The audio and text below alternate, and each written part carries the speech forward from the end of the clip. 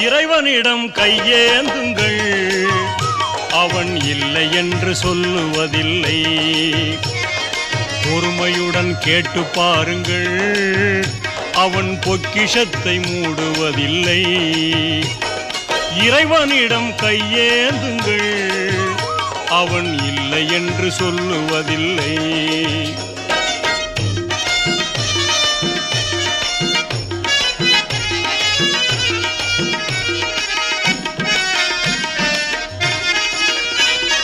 இல்லை என்று சொல்லும் மனம் இல்லாதவன், ஈடு இணை இல்லாத கருணை உள்ளவன், இன்னல் பட்டு எழும் குரலை கேட்கின்றவன், எண்ணங்களை இதயங்களை பார்க்கின்றவன்.